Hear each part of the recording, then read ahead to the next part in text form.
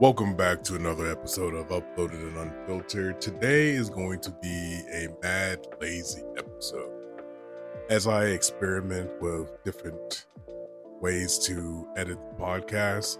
This is definitely going to be one that I don't cut anything out, so hopefully I keep my words in order and on point because I don't feel like cutting shit. I might run a quick pass to make sure there's no noise in the background, but other than that, I am chilling today. This time next week, I will be on a boat with my family, my mom and dad, going to the Bahamas. It's a 4-night, 5-day trip on a cruise, Royal Caribbean. I cannot wait. I am looking forward to it. But that means that I need to knock out a few pieces of content this week so I don't have to worry about anything while I'm out there. I fully plan on not getting on the internet. I believe I can get the internet on my phone, but I'm not doing that. The phone is going to be in the hotel room or in the cruise room. I'm gonna put it in that little lock, keep it there, and I will be utilizing my DJI Nano. And I'll bring the Pocket just in case that thing fails. But the Nano is what I'm going to be using to capture pictures, capture moments, and shooting a little vlog that I really need to start planning for. I have a plan. I haven't looked at it in 2 weeks, so we'll do that before we head out. Saturday is the day that I'll be flying out to my parents' house. Then from my parents' house, me, my mom, and dad are going to be going to Cape Canaveral, staying at a hotel that Sunday. And my family, my wife will be driving down to Florida Thursday, and my daughters are already at the in-laws' house, so they're going to hang out there for the weekend. I'm gonna get a few things done around the house. Then I'll be flying to my parents, driving up to Cape Canaveral, and then we are on a boat for 5 days. It's gonna be super awesome. We splurged a little bit. We ended up getting a junior suite, which I think there's a bigger closet area. I think the bed's a little bigger, but mostly it's more space because I don't plan on being out and about the entire time. There will be times where I want to chill, relax, and I'll be able to do that on my balcony. But like I was saying, I really didn't have a content plan for today, for today's episode, but I was just paying attention to what's going on in the world, and it seems like there's been a lot of divisive things happening to keep people separated, keep people in these groups. And I want to do a little more research on that before I talk about it myself. But I do want to tickle your mind with the idea of the cost of putting yourself into particular categories or putting the world into particular categories. No, that's a little vague, but sometimes vague helps the mind wander a little bit. So if you're into that, I'm sure this is doing wonders for you. But maybe not even that. I think it's more the responsibility people think they have when they are calling people out and putting them in boxes, putting labels on them. Like I never understood the good of that. Yes, it's very good to identify the people who would cause you harm or do something fucked up that you just don't agree with. But I don't think it's necessary to make content calling those people out. And I'm not even talking about bad people. Like bad people, yeah. Like everybody on that list, you know what list I'm talking about? They should be called out for sure. But I've been seeing stupid shit. Like I watched one video and this dude was calling out men who have a face face routine, a morning routine. You know what I'm saying? And was calling them out and was like, "Oh, you're not a real man if basically wash your face in the morning and at night with multiple products." Like that shit's funny to me. And like it's not true. And also, what benefit are you getting from A calling these people out and B believing that shit? Like part of me feels like they think they can They think if they do this, somebody who agrees with this is going to be like, yeah, and then they're going to start a little camaraderie. I think building camaraderie off of hate or building camaraderie off of negative things is a dumb way to look for friends. This is a stupid way to interact. Oh, I hate women. Women X, Y, and Z. Yeah, let's start a group. Like that's not going to turn out well. It's not good for your mental health. It's not good for the world. And ultimately, you're still going to be lonely because you surrounded yourself with stupid, basically. But yeah, there's something there. My brain's been trying to wrap its mind around it and formulate some content around it because I've started to just. I mean, I've always not given a fuck, but now I'm starting to notice where I hesitate when it comes to content, and I'm starting to push past that hesitation. I'm like, why not put this out? Like, no more. Oh, I don't want to be perceived wrongly, or I don't want to upset people. Like, I don't do things to upset people, but if I do something that upsets you, that's not on me. That's on you. That's on you to decide how to deal with those feelings. I don't go out and purposely try to hurt. That's not how I get down. I don't go out and purposely try to make people angry. And I am very aware and particular with the content I make. I don't want to make content to rile people up or get people angry, even though in this next week or two I might have some of that. I think life is a series of curiosity. And depending on how you react to those curiosities will determine your quality of life. Simple as that. So if you attack life in a whimsical, analytical, adventurous curiosity way, I feel like life is that much more exciting, that much more freeing. Like to live life and not have the pressure of wondering what people think about you or wondering how people are going to interpret what you're saying or wondering if you're good enough to do something. Like those thoughts no longer pop in my head. I know I'm good enough. I know I'm better than good enough to do anything I set my mind to. If it popped into my head and I had an idea of, ooh, I should write a book, I know that I would be able to write a book and it would be amazing. I and now with that understanding, like I'm starting to go back and look at the things that I created excuses for and be like, no, we're doing that. If I have the capacity, not even if I have the capacity, if I can find a way to do it, very least start it, then we're getting on that train. Oh, I love making music. It's fun, but I'm not really serious. I'm not gonna like sell it. And that's where I put the brakes on it. Now I have a video series where I make a beat every week and it's been dope. Oh, I want to start a podcast, but I don't really want to be in charge of it. It seems like a lot of work. 3 years later, once a week, now I have a podcast. Like the excuses, like there's always going to be an excuse. Always. Even for things that you really want to do, you will find an excuse for it. And if you don't get to the point where you're like, you know what, I'm just going to do it, I'm going to do it messy, and then I'll figure it out along the way. If you don't get to that point, you're never going to get to where you want to go. Like it's almost not insulting, but a waste of time to be like, man, I really want to.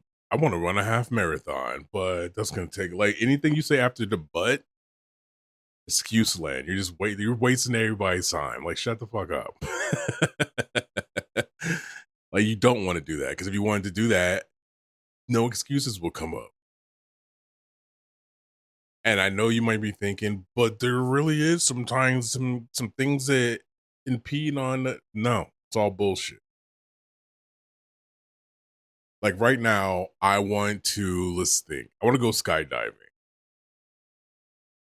but I'm not going to do it right now. instead of saying, but I don't want to have to go find an instructor, or I don't have the money for it, or those are all excuses. And as soon as you put those excuses out in the world, your subconscious mind is like, oh, we must not really want to do that shit. And this is a state that we want to be in. Boom. Next time you think about it, anxiety. Next time you think about it, procrastination. I, again, on this train of stop making excuses, there's this video I want to make for the longest, and it has gone through a lot of iterations, a lot of variations. And I finally shot it, edited it. It's up on YouTube. I get to schedule it, and it'll be going live tomorrow alongside the podcast. But meditation is one of those things that once you understand what it is, once you get into it, and once you have a nice steady flow of it, you see the benefits immediately. It's insane how our brains work. It's even more insane how much our brain gets pummeled with all types of shit that keeps us distracted, keeps us from focusing on the things that actually matter. It's wild. Like, one, to talk about things that people are divisive about, one thing I'm seeing is women. You know what? I don't want to get into it, but I believe it's women complaining about or not wanting to uh, date bi men, bisexual, and the conversations coming out of that just show how distracted and intertwined into things that have been made up, things that have made up, how important they have become or how they seem important. Like, again, 100% made up shit, and these people are speaking it out loud like it's gospel. Like, imagine if you really believe like Porky Pig from Looney Tunes. I can't even do that. I'm not.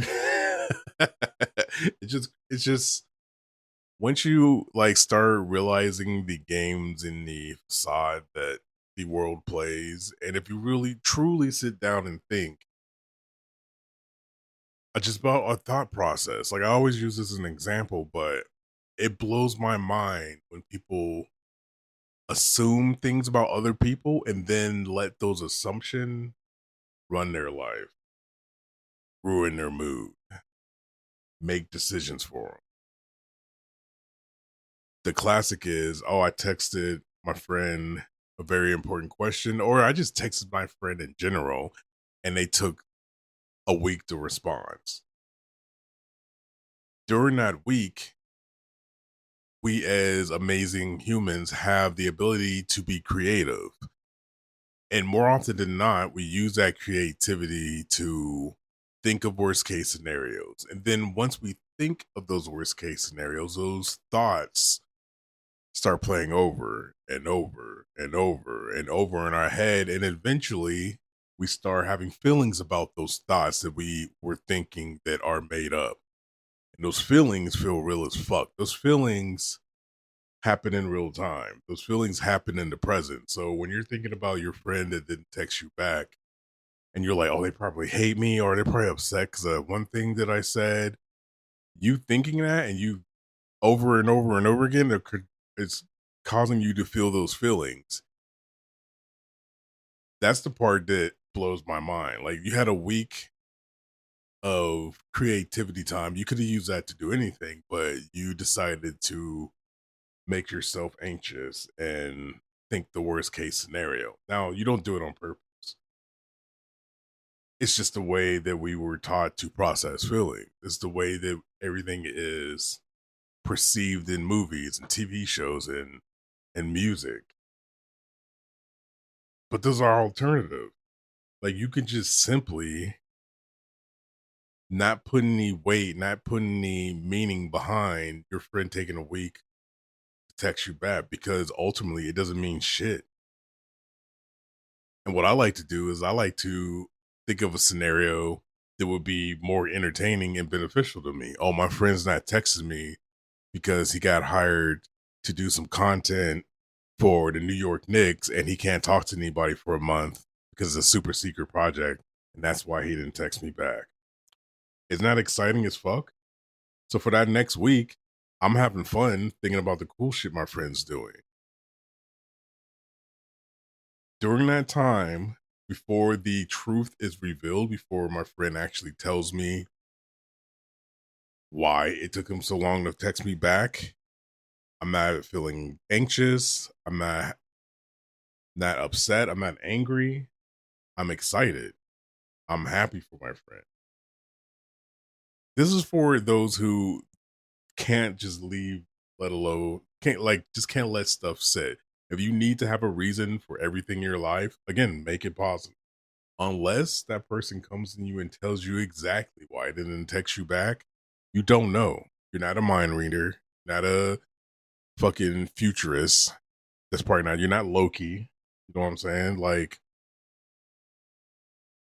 pick something that makes your life better. Pick something that makes your brain go, "Oh shit, yeah, that's it right there." But we have that capability. I don't know why it's so locked into my brain. It's maybe because of the way that I approach life as a child, as a youngin', especially growing up in the church.